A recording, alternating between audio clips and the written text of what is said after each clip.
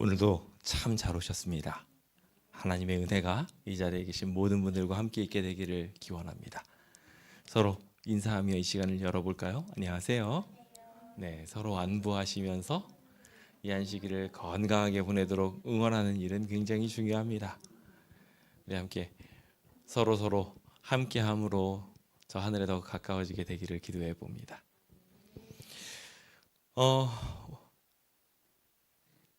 디지털 미션 위크 잘 보내고 계십니까? 네, 이번에 디지털 미션 위크를 하면서 깜짝 놀란 것 중에 하나가 오늘을 제외하고서 우리 광명교회가 얼마나 열심히 활동을 많이 하셨으면 광명교회 이름이 하루도 빠짐없이 계속 나올 정도로 정말 열정적으로 최선을 다해서 함께 해주셨던 것 같습니다. 우리 열심히 해주신 모든 성도님들께 진심으로 감사드립니다. 메시지를 보내는 분뿐만 아니라 메시지를 읽어주는 분들 또한 격려하고 함께 동참하는 일임을 아시고 함께 하신 것에 대하여 정말 잘하셨다고 우리 격려해드리고 싶습니다. 정말 수고 많이 하셨고 함께 읽으며 함께 격려하는 가운데 하나님이 영광 받으시게 되기를 기도해 봅니다. 저희는 오늘 사도행전의 세 번째 선교 여행의 이야기를 함께 다루어 보면서 신앙인이 성장하는 것들에 대해서 함께 생각해 보려고 합니다. 저는 이 신앙인의 성장이라는 주제를 매우 좋아하고 다각도에서 살펴보는 일이 필요하다고 생각합니다. 왜냐하면 우리가 끊임없이 성장하려고 노력하지 않으면 제자리에 멈춰서는 게 저희들의 모습이기 때문에 그렇습니다. 세상에 많은 사람들도 그와 같은 생각을 해서 아주 많은 사람들이 자기계발서를 찾아서 열심히 읽습니다. 우리는 그것보다 더 좋은 자기계발서가 있으니 그것이 바로 성경 말씀입니다. 그래서 우리는 그 성경 말씀을 보고 어떻게 하면 더 성장할 수 있을까를 하나님이라는 위대한 목표를 두고 그분께 배워가며 우리의 성장 동력을 얻곤 합니다. 오늘 우리가 살펴보게 될 에베소 교회는 당시에 있었던 많은 교회들 중에서 아주 두각을 나타낼 교회 중에 하나가 됩니다.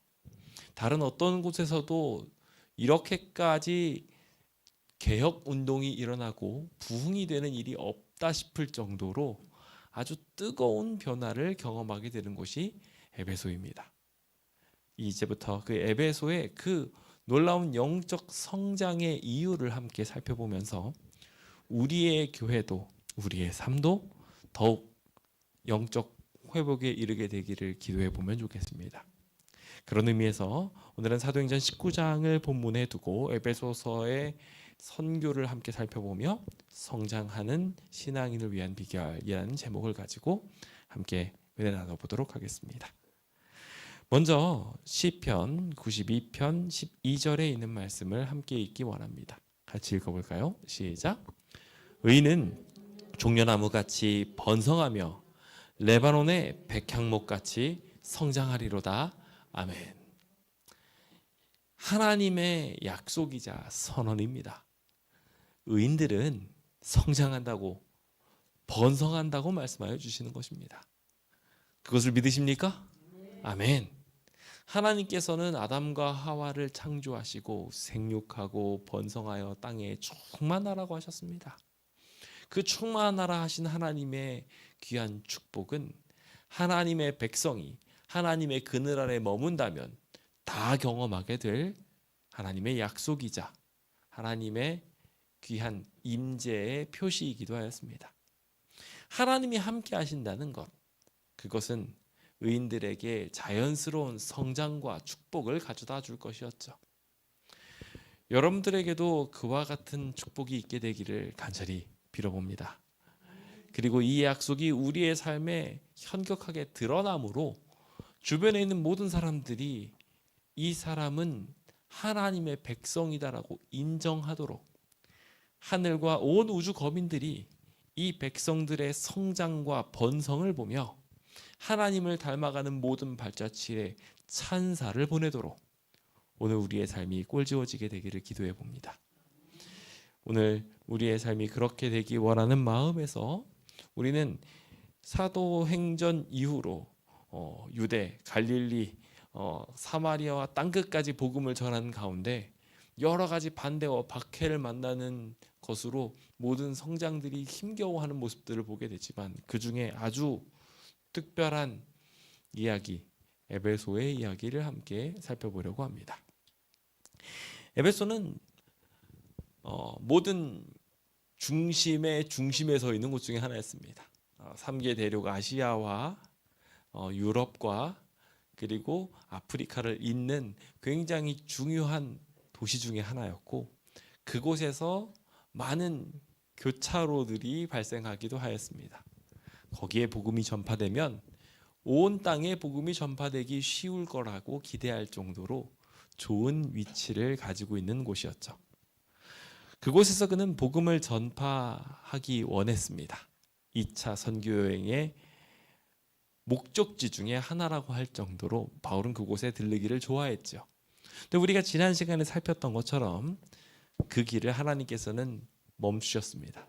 그리고 대신 바울이 아직 익히지 못한 새로운 문화와 그들에 대한 이해들을 더욱 깊이 할 만한 선교의 장애에 맞닥뜨리게 하셨고 많은 장애들을 극복해 나가는 가운데 그가 비로소 무르익게 되자 이제 에베소에서의 사역을 허락하시기 시작합니다.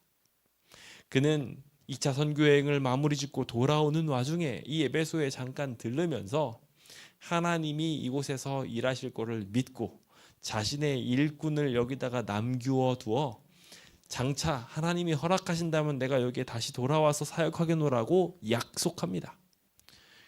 그들에게 있어서 이 약속은 굉장히 소중한 약속이 되어서 바울이 떠나가는 배를 바라보면서 그 배가 가는 모습을 안타까워하는 모든 에베소인들이 그를 다시 만나게 되었으면 좋겠다라고 사모하는 또 하나의 그리움을 또 하나의 기다림을 만들게 되었죠.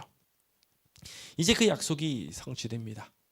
성취되어 드디어 만남을 갖게 되지요. 오히려 오랜 기다림이 더 사랑을 무르익게 만들었을까요? 그래서 그런지 에베소는 아주 뜨거운 영적 성장을 경험하게 됩니다. 그런데 단순히 시간이 오래 걸렸고 거기에 있는 텃밭이 좋아서라고 하기에는 몇 가지 특징들이 존재합니다. 그래서 오늘 우리는 그 특징들을 함께 살펴보면서 우리의 삶에도 적용해 볼 것은 없는지 함께 살펴보려고 합니다. 에베소 교회가 가졌던 첫 번째 중요한 특징 중에 하나는 바로 더 나은 가르침을 바랬고 그것을 향해 결단들을 했다는 것입니다. 오늘날 우리의 신앙에도 이와 같은 분명한 필요가 있다는 사실을 인지하시길 바랍니다. 자, 그럼 함께 히브리서 11장 4절에 있는 말씀을 함께 읽어보기 원합니다. 같이 읽어볼까요? 시작. 믿음으로 아벨은 가인보다 더 나은 제사를 하나님께 드림으로 의로운 자라 하시는 증거를 얻었으니 하나님이 그 예물에 대하여 증언하심이라. 그가 죽었으나 그 믿음으로써 지금도 말하느니라. 아멘. 우리는 인류의 두 선택을 아담과 하와의 자제를 통하여 보게 됩니다. 아담과 하와가 범죄하게 되었을 때 그들의 마음속에 가인은 첫 아들이었고 그래서 여호와로 말미암아 등남하였다라고 표시할 정도로 특별한 사랑과 기대를 받았습니다. 어쩌면 가인을 향해 그가 나를 구원할지도 몰라 라는 기대를 품었을지도 모릅니다. 그런데 그 가인이 제사를 드리기 시작합니다. 그가 제사를 드릴 때 자신이 생업해온 방법, 자기의 생업과 연관된 아주 특별한 제사를 드리게 됩니다. 어쩌면 이 제사에는 자기의 욕망이나 자기의 계획이나 그리고 심지어 자신이 메시아적 사명을 가지고 있다고 생각하며 한 오만함이 포함되었을지 모르겠습니다. 그래서 예수 그리스도의 희생이라는 양을 기대하기보다 자신이 농사를 지어서 우리 집안 사람들을 먹여 살릴 거야 라는 생각을 가지고 그 양식 중 좋은 것을 하나님께 드림으로 이게 더 가치 있는 거 아닙니까? 저 양 먹지도 못하는, 심지어 그 양을 죽이면서 죄책감과 생명을 죽이는 비극적인 일을 보아야 하는 것보다 이게 낫지 않습니까? 라고 제안하였죠. 그의 제사에도 정성이 들어갔고 어쩌면 그 제사도 우리가 제사를 공부하면서 배운 것처럼 소제와 같이 하나님께 드려질 수 있는 제사였을지 모릅니다. 그런데 하나님께서는 그것을 받지 않으셨습니다. 명백하게 거절의 표시를 표현한 것으로 보여집니다. 가인은 그것을 인지했고 아벨의 제사만 받으셨다는 것을 알았기에 분노하여 아벨을 죽이게 됩니다. 도대체 아벨은 어떻게 제사를 드렸길래 그렇게 칭찬을 받았던 걸까요? 그는 히브리서 11장 4절에 있는 말씀처럼 더 나은 제사를 드렸습니다. 제사를 드리긴 드렸던 가인과 다르게 아벨은 하나님께서 그에게 계시하여 주시고 하나님께서 그에게 명령하신 것을 그대로 지키는 더 나은 제사를 찾아 움직였던 것입니다. 인간 스스로가 자신의 시선에서 멈춰 있는 제사가 아니라 하나님이 제공해 주신 하나님의 방법을 향해 그는 더 나은 가르침을 쫓았고 그것에 순종하고자 했던 것입니다. 더 올바른 것이 우리의 삶에 주어진다면 우리는 당연히 그 가르침을 쫓아야 할 것입니다. 저는 그래서 제7일 안식일 예수 재림교인으로 태어난 것을 사랑합니다. 기뻐합니다. 왜냐하면 이 제7일 안식일 예수 재림교회는 영적인 새로운 자각이 있을 때는 순종하는 교회이기 때문에 그렇습니다. 하나님의 말씀에 새 비전이 있을 때 그 새 비전을 향하여 나아갈 줄 아는 사람들이 되어야 비로소 더 나은 가르침을 향한 선택을 한다 할 수 있을 것이고 하나님을 비로소 쫓아간다 말할 수 있을 것입니다. 그런 의미에서 우리 모든 신앙인들은 반드시 제자리에 머물러 있는 신앙이 아니라 하나님이 더 나은 비전을 주실 것을 믿고 하나님의 가르침을 구하는, 그래서 성장하는 신앙인이 되어야 할 것입니다. 배우고자 하는 마음이 없다면 우리는 제자리에 멈출 수밖에 없습니다. 하지만 배우고자 하고 노력하기만 하면 하나님께서는 축복하십니다. 이번 디지털 미션 위크 동안 순위권에 드신 분들이 계십니다. 이 순위권에 드신 분들이 놀랍게도 다 연세가 있으신 분들입니다. 젊은 사람들이 더 잘할 것 같았지만 오히려 배우고자 노력만 하면 누구나 더 잘할 수 있었던 것입니다.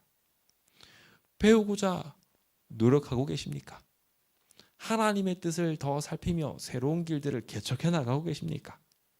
이 자리에 계신 모든 성도님들이 그와 같은 아름다운 일을 함으로 아벨이 그 더 나은 선택을 통하여 지금 이 순간에도 그 증인이 되어 더 나은 제사를 쫓아가는 사람들의 모범이 된 것처럼 오늘 우리도 그와 같은 삶 살게 되기를 기도해 봅니다.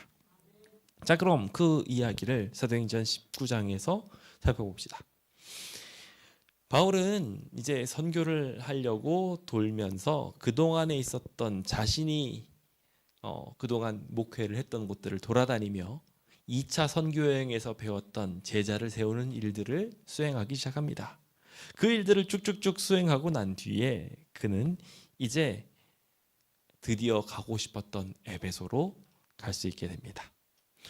그가 이곳에 왔던 목적 자체가 마찬가지로 제자를 양육하고 더욱 하나님의 말씀을 흥왕하게 하기 위함이었던 것처럼 그는 이곳에 도착하자마자 매우 중요한 일을 하기 시작합니다. 그가 아볼로가 떠난 이 에베소에 도착하게 되었을 때 제자들을 만나게 됩니다. 앞서 말씀드린 것처럼 3차 여행의 굉장히 중요한 키워드는 제자 양육이었습니다.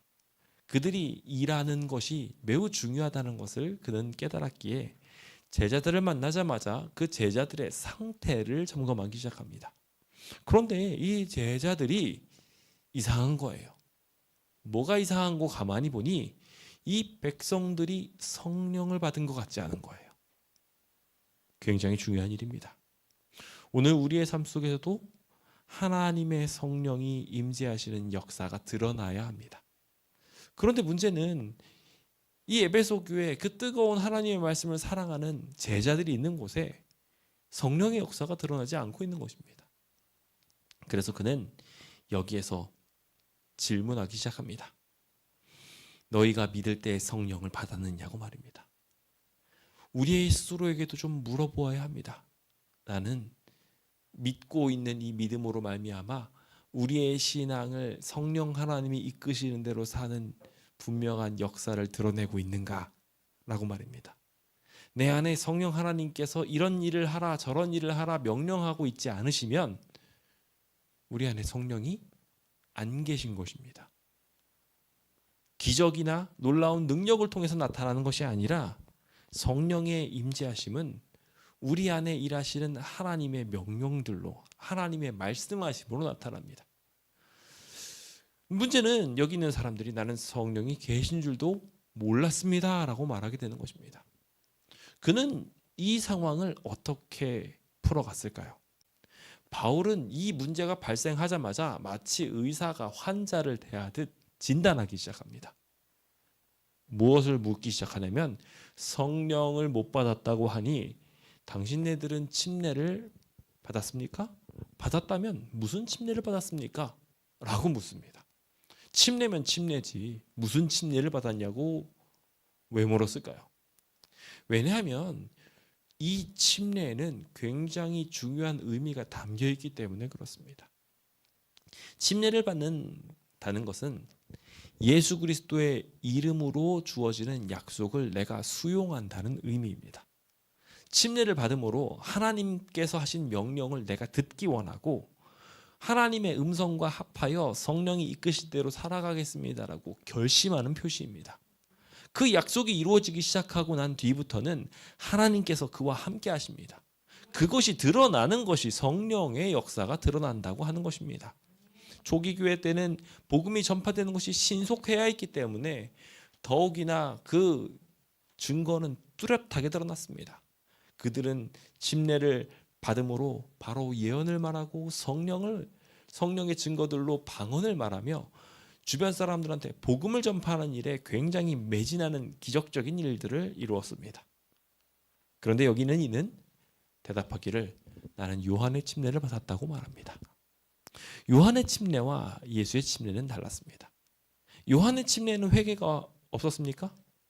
회개 있었습니다. 회개하고 침례 받으라고 이야기했어요. 아주 강력한 권고였고 이 사상 속에는 분명하게 메시아적 사상에 대한 이야기가 포함되어 있었습니다.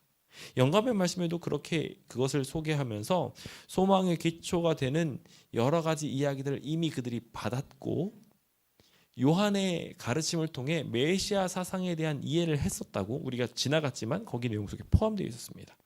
자, 그런 가운데 이제 요한의 침례가 그에게 주어졌다는 것을 알게 된 바울은 여기에 바로 문제가 있구나라고 찾은 의사와 같이 예수님에 대해서 소개하기 시작합니다. 모든 능력은 예수님을 통하여 우리에게 전달되어지기에 예수님에 대한 바른 이해가 필요했고 그것에 대한 가르침을 받기 시작함으로 그들은 예수님의 사명을 밝히 이해하게 되었습니다. 그래서 그는 이제 제대로 요한의 회개의 침례를 넘어서서 예수님을 가르치고 있는 요한의 가르침을 깨우치게 됩니다. 요한 자체가 하나님의 어린 양을 가르치고 그의 길을 예비시키고 있었음을 이제 알게 된 그들은 이제 침례를 받기로 결심합니다. 과거의 신앙에서 머물르지 않고 주님께서 제시해 주신 더 나은 신앙을 향하여 나아가기로 결심했던 것입니다. 오늘날에도 침례를 주고자 할 때면 늘 한계에 부딪힐 때가 있습니다. 저는 세례를 받았는데요. 저는 아무개 교회에서 침례를 받았습니다. 하시는 분들이 있습니다. 그런 분들한테 제가 가르칠 때 꼭 쓰는 성경절 중에 하나가 바로 이 부분입니다. 기존의 가르침이 잘못된 상태에서 침례를 받았다면 더 나은 가르침과 더 나은 신앙을 향한 새로운 길을 제시해 받았을 때 그것에 대한 믿음을 표명하고 이제 그 가르침을 받아들이며 수용하며 성장하겠노라고 서약하는 일이 필요합니다. 라고 말입니다. 그 일은 우리에게도 동일합니다. 우리는 그 서약을 이미 한 존재들로서 끊임없이 성장하는 일에 동역하기로 한 사람들입니다. 제7일 안식을 예수 재림교회가 바로 그러한 개혁의 선두에 있고 그 일을 이끌어 나가고 또한 그 일을 수호해 나가야 할 사람들이 바로 우리들이기 때문에 그렇습니다. 그렇다면 우리는 어떻게 해야 하겠습니까? 여러분들의 마음속에 있는 한계의 선들을 이제 무너뜨리기를 바랍니다. 하나님께 기도하며 난 여기까지밖에 못해, 난 여기서 성장을 안 하겠어 라고 생각했던 한계선이 있었다면 그 선을 무너뜨려 달라고 주님께 기도하시기 바랍니다. 예수님의 능력이 있으면 이 모든 것 가능하다고 믿으시기 바랍니다. 그러면 하나님께서 기적을 그들에게 주실 것입니다. 여기 에베소에 있는 제자들도 밖에서 혹 기적에 대한 이야기를 들었을지 모르지만 그들의 눈앞에서는 이런 일들이 일어나지 않았고 내가 그 일을 할 거라고 생각지도 않았습니다. 그들은 여전히 회개하는 데만 멈췄던 사람들이었습니다. 하지만 그는 이제 바뀌기 시작하기로 결심합니다. 예수님께서 오셔서 하셨던 그 모든 사역을 듣고 예수님이 우리한테 주신 복음 전파의 사명을 내 일이라고 생각하기 시작합니다. 그래서 비로소 성령이 필요하다는 것을 느끼게 되었고 그는 더 나은 신앙을 향하여 움직이기로 결심했던 것입니다. 나만 구원하는 신앙에서 나도 구원하는 신앙으로, 남들은 관계없었던 신앙에서 남들을 구원하고자 하는 목적으로 사는 신앙으로 바뀌게 되었던 것입니다. 그들이 그 이야기를 듣고 주 예수의 이름으로 침례를 받게 됩니다. 어떻게 되었을까요? 침례를 받고 난 뒤 그들에게 안수하자 그들에게도 성령이 임하기 시작합니다. 자신에겐 관계없었다고 생각했던 사람들이, 예전에 난 침례를 받았으니까 이 정도 신앙이면 괜찮아 했던 사람들이 변화되었던 것입니다. 그래서 그들은 바로 방언도 하고 예언도 했다고 기록하고 있습니다. 그들의 입술에는 이제 복음을 전달하기 위한 하나님의 능력이 임재하기 시작했습니다. 그래서 수많은 사람들이 섞여 살고 있는 이 에베소 지역에서 서로 다른 언어들로 인하여 의사소통이 어려울 때 이 방언으로 하나님의 예언, 예수님께서 다시 오실 것이라는 예언을, 예수님 오신다는 이 위대한 약속을 증거할 수 있는 사람이 되기 시작한 것입니다. 저는 여기서의 예언을 예수님이 다시 오신다는 재림의 예언으로 해석하고 싶습니다. 그 다른 어떠한 예언보다도 중요한 예수님의 재림을 그들은 비로소 예수 그리스도의 이름을 마음에 모심으로 가지게 되었던 것입니다. 요한의 회개의 침례에서는 얻지 못했던 새로운 변화가 예수님이 이 땅에 오신대 라는 이야기로 펼쳐지게 된 것입니다. 나 하나 구원받으려고 하면 우리가 해야 할 일이 굉장히 적어집니다.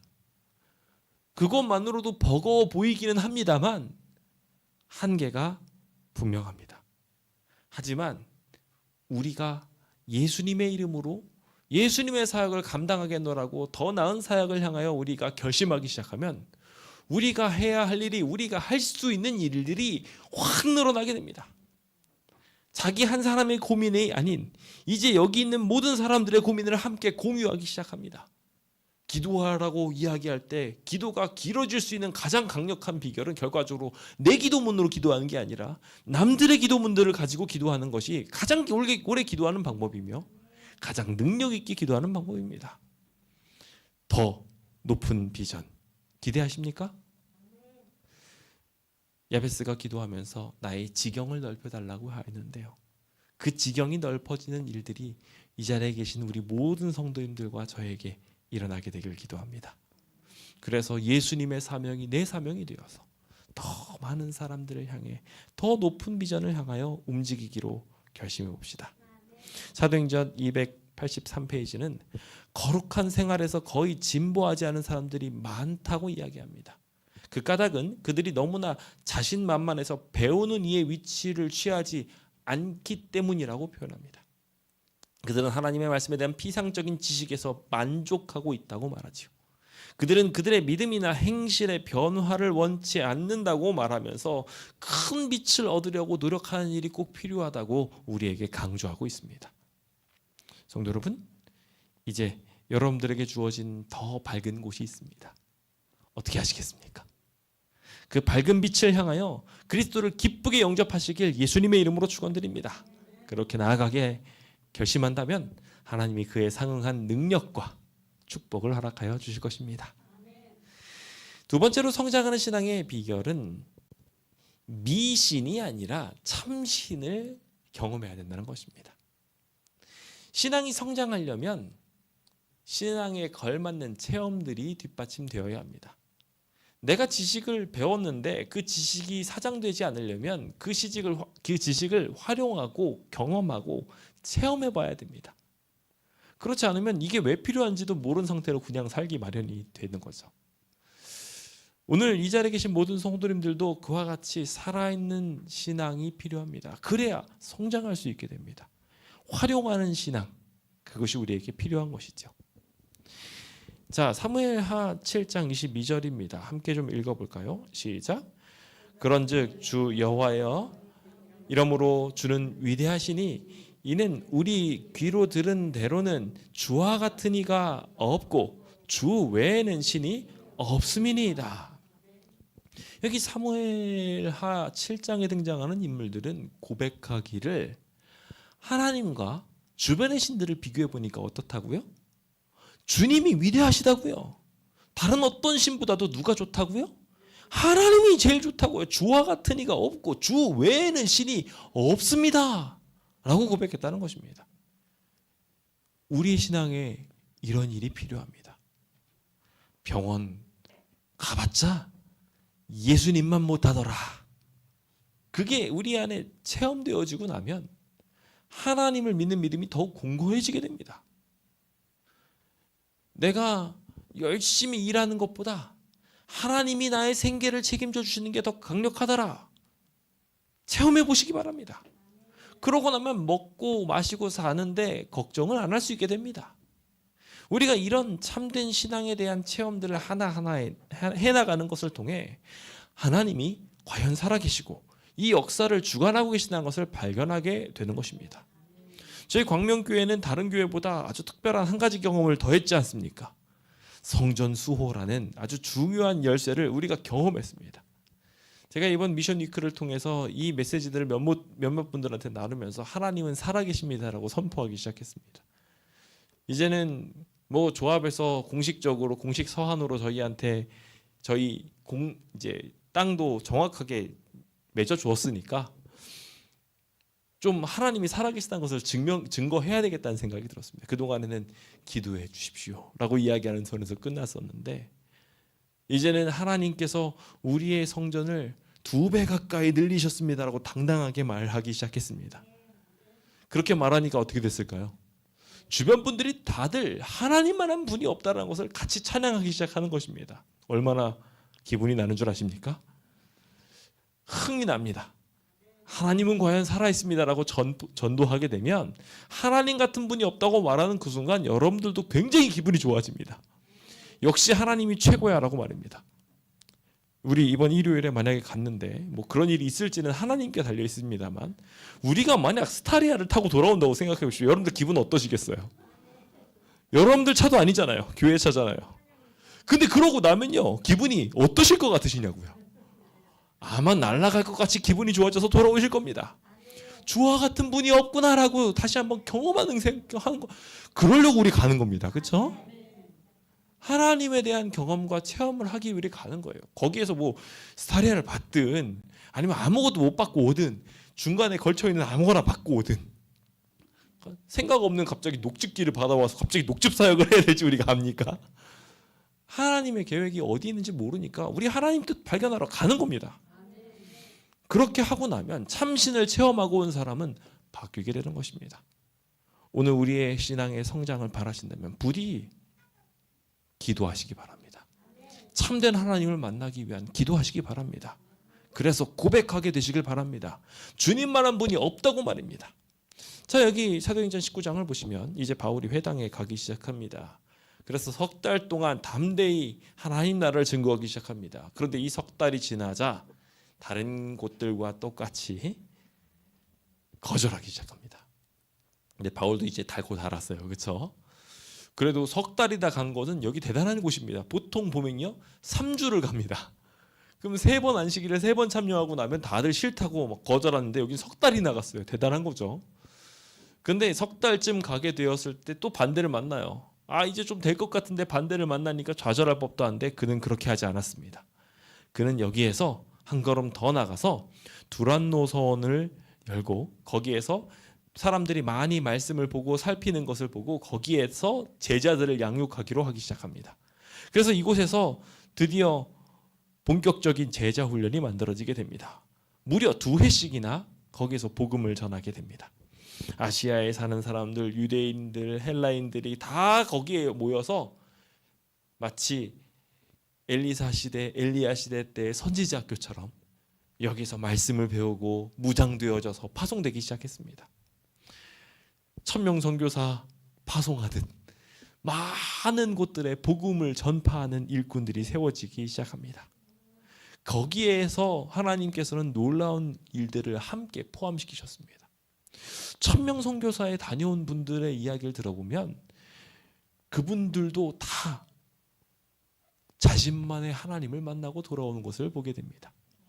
그들이 그렇게 하나님을 만나고 돌아온 경험을 하면서 기적이 일어났든 아니면 자신의 삶에 변화가 생겼든 하나님이 역사하시는 것들로 인해 그들이 뜨거워지는 것을 보게 되지요.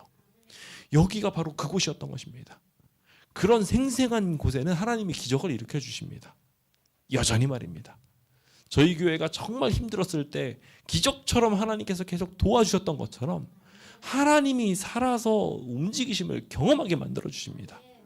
그렇게 하자 놀라운 일들이 일어나기 시작하는데 11절부터 보면요. 바울이 하나님께서 인도하시는 대로 움직이기 시작하면서 그 손으로 하나님의 명령을 수행하기 시작하면 치료가 되기 시작하는 거예요.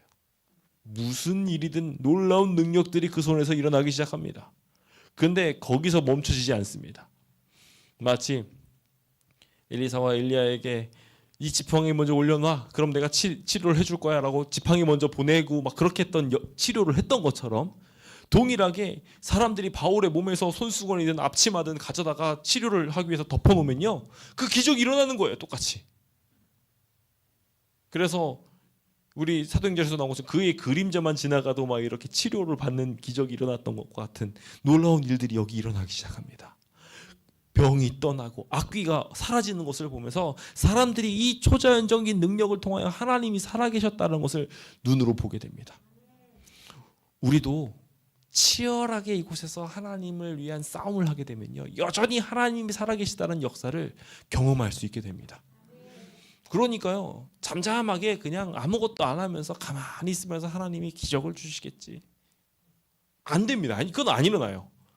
근데 우리가 절신하고 말 그대로 막 사자굴에 들어갈 정도의 치열한 상황이 들어갔으면 하나님께서 비로소 나서십니다. 왜냐하면 우리 힘이 다 빠졌으니까요. 내 능력으로 안 되는 일들을 맞닥뜨렸을 때 하나님이 비로소 능력을 부어주십니다. 하나님의 사람이 증거되는 거죠. 바울은 매번 그렇게 자신이 명령받은 대로 목숨을 걸고 움직였고 거기서 기적이 일어났던 겁니다. 그런 놀라운 기적들이 일어나게 되었을 때 주변 사람들이 이 모든 것을 보고 그들의 신앙이 성장하기 시작합니다. 심지어 유대인들 중에 마술사, 지난번에도 한번 나왔죠? 유대인들 중에 마술사 바보라는 명령을 가지고 있는 그가 와가지고 엘루마라는 칙명을 가지고서 일했던 사람 기억하십니까?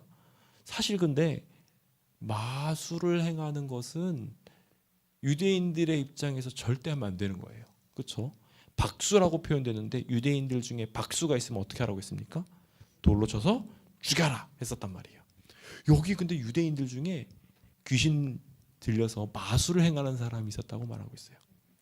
참 기가 막히고 코가 막힐 일입니다. 그런 유대인이 바울을 거절하고 있었던 거예요, 그동안.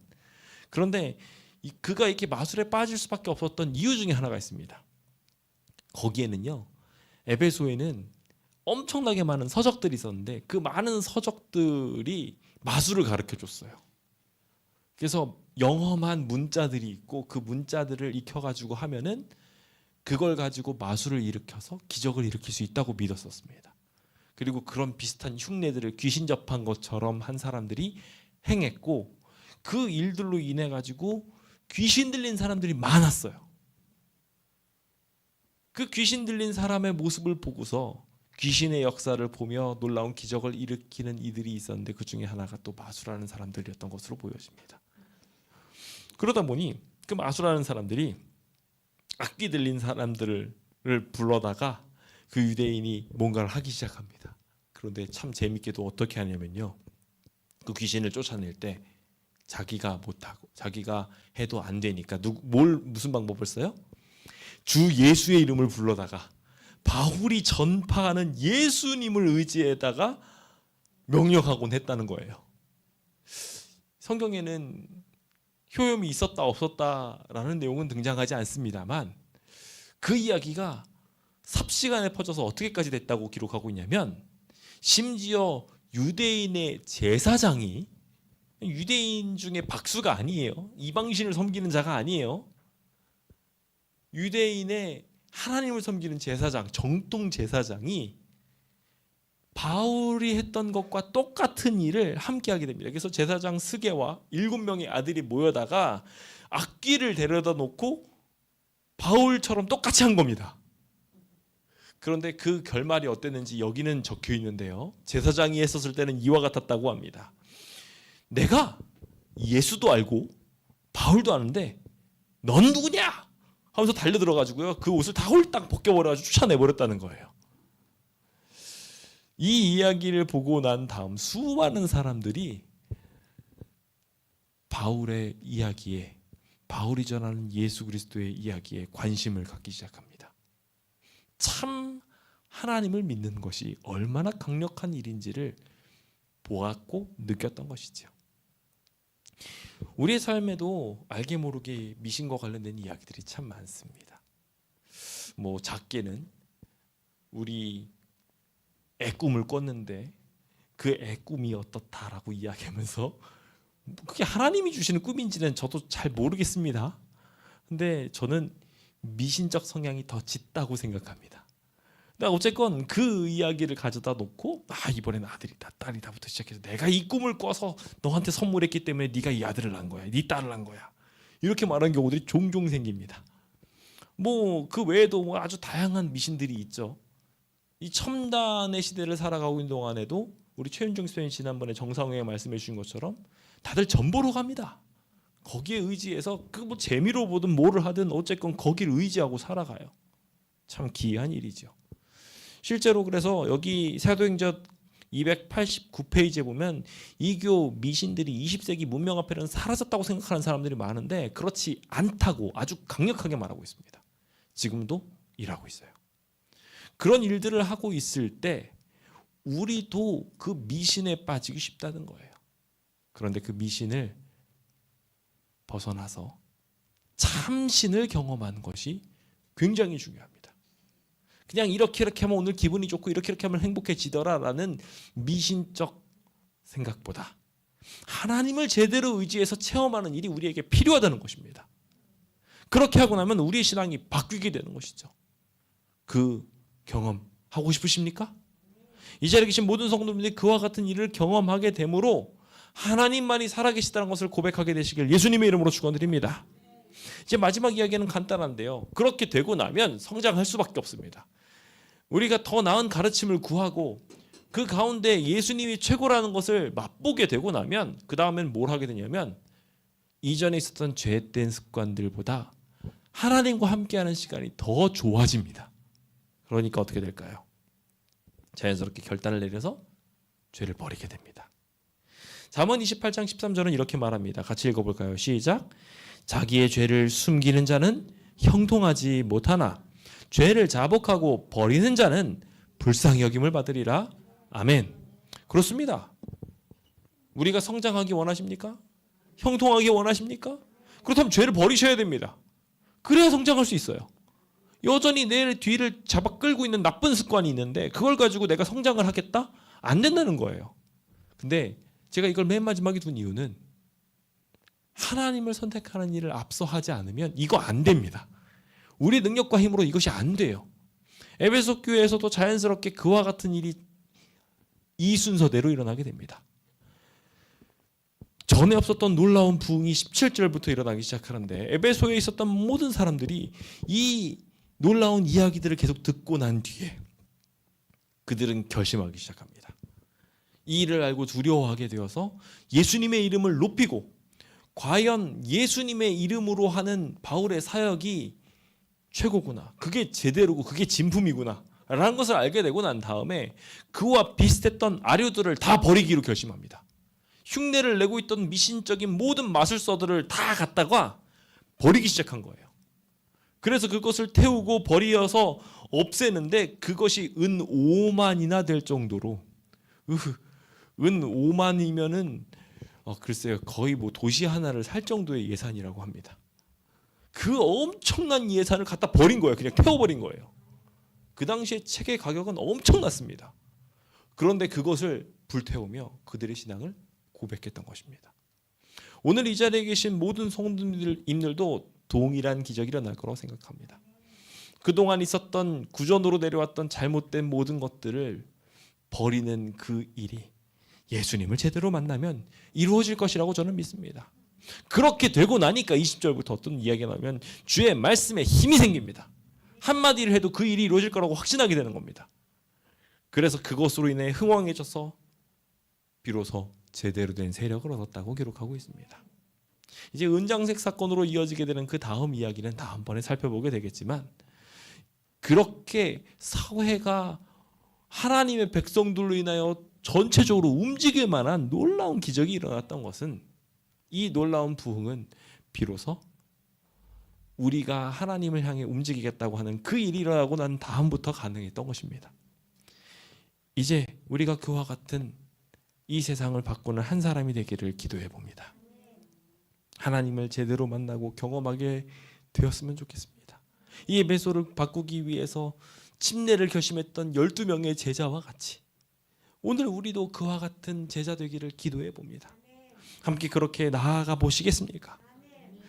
이 위대한 일을 위해 우리가 가져야 할 한 가지 꿈이 있으니, 그리스도에 이르기까지 장성한 분량이 찰 때까지 예수님을 꾸준히 바라보고 예수님이라는 한계 없는 끝없는 목표를 향하여 내가 성장하겠노라고 결심하게 된다면 이 기적이 일어날 거라고 좀 믿습니다. 우리 함께 그렇게 되보시지 않으시겠습니까? 아마 이 자리에 계신 분들 중에 한 사람이라도 예수님과 같은 분이 된다면 어떤 기적이 일어날 수 있을까요? 와우, 저는 상상하기도 힘듭니다. 오늘 우리가 그와 같은 일을 이루겠다고 노력하고 움직이게 된다면 하나님 그 약속 이루어주시겠다고 약속하십니다. 히브리서 6장 3절은 이렇게 말합니다. 하나님께서 허락하시면 우리는 계속 성장할 수 있습니다. 아멘. 이 귀한 약속을 믿으시고 끊임없이 성장하게 되시는 주의 백성 되시길 간절히 바라면서 오늘 모든 말씀을 마치도록 하겠습니다.